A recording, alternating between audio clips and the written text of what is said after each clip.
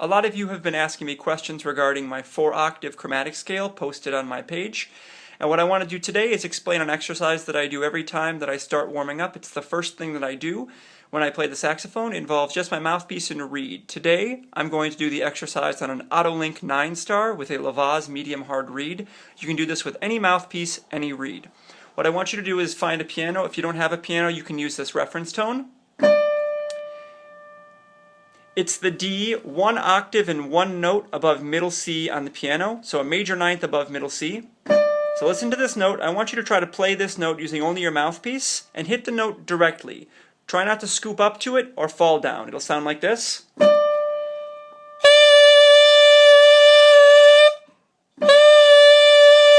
So scooping up sounds like this. And falling down to it sounds like this. So spend some time just playing this D on the mouthpiece.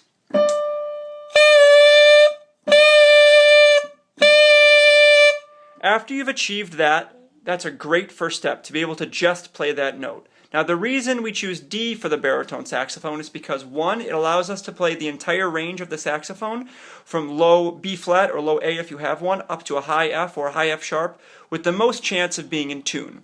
2, it allows us to have the most flexibility, meaning that we can play the low notes with a nice warm sound, and we can play the upper notes in your left-hand palm keys also with a nice warm sound. If you're too pinched, for example, some of you might be playing this note. You see how there's a lot of tension in my face, or a little bit too low, too loose. If you're playing a note that's not this D, so if you're playing too low, it means that you're probably going to have problems reaching some of the higher notes on your saxophone. And if you're playing a note that's too high, that's above a D, it means that you're probably going to be having problems on the lower end of your saxophone. You won't have a nice warm sound, and some of the notes will be pinched. So this is a great first step to be able to just play this D on the mouthpiece. After you've achieved that, we can go on to the second part of this video, which I'll explain right now. So the second part of this video is something that you can do also, and it involves moving chromatically. So after you've achieved this D, try to move chromatically. Most of you will have a fairly limited range when you're just starting this exercise. It's normal. I want you to watch what happens. I'm going to go chromatically up from the D, and I'm going to go up as high as I can. I can go to an F sharp before I start getting blocked with the sound.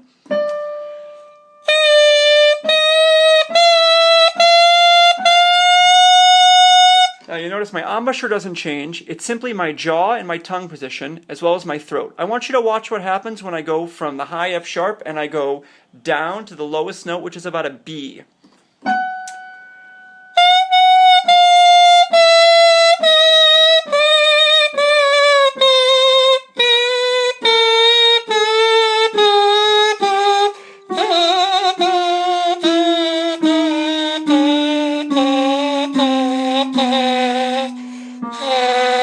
So I did a B to an F sharp. So the B directly below middle C, and the F sharp an octave and a tritone above middle C. So it's a range of an octave and a fifth. Now most of you won't have that range. Most of you will have a range probably of just a few notes. That's normal. It takes time. Now watch what I do with my tongue. It's in an E position. When I play some of the lower notes, I'm more of an ah position. So watch what I do. So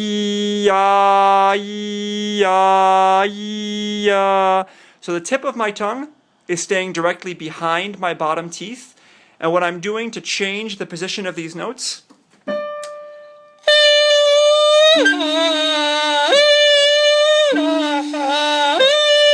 is I'm going from and you notice how my embouchure does not change. So to resume, D. This is the ideal note for the baritone saxophone on your mouthpiece. This note will help us play in tune, have the most flexibility throughout both ranges of the instrument, as well as have a nice warm sound. You want to try to hit this note directly, not scooping up or falling down.